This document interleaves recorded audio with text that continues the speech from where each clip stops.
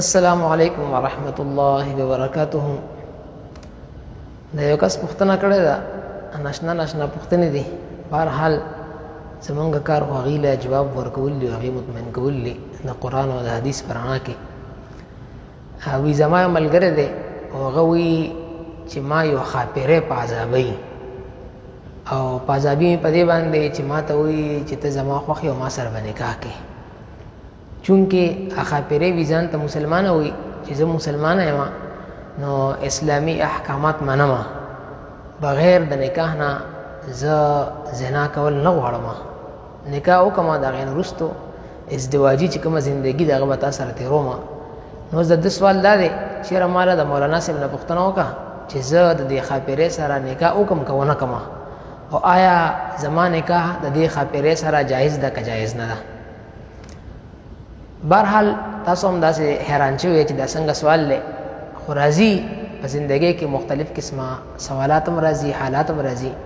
د هغې مطابق به موږ قرآن او حدیث ګورو چې قرآن او حدیث موږ له کوم جواب راکوي، موږ به هغې ته تسلیمیږو. نو دا یاد ساتئ چې انسان او جن دا دواړه مکلف دي، یعنی د الله د احکاماتو مکلف دي.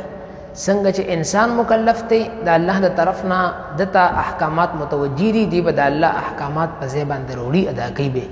دارنګې جن او پیرې دا هم مکلف دی او د الله د طرف نه دته هم څه احکامات متوجه دي، هغه احکامات په دې هم په ځای باندې روړي.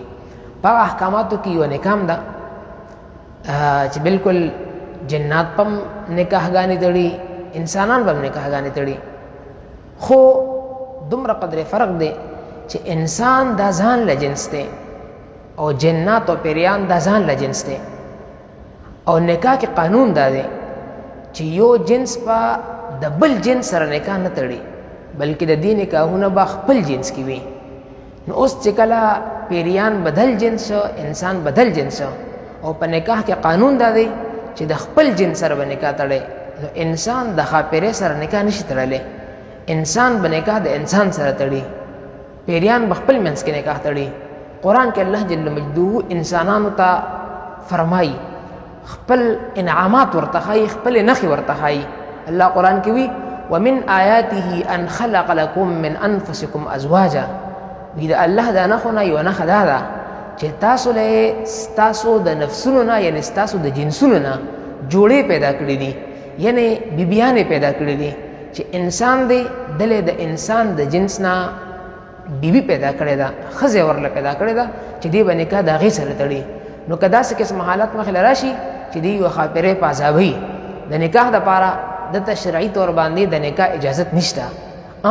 د ځان خلاصولو دپاره مختلف ذکر او اذکار دي، خو د هغې دپاره دا محفل نه دی.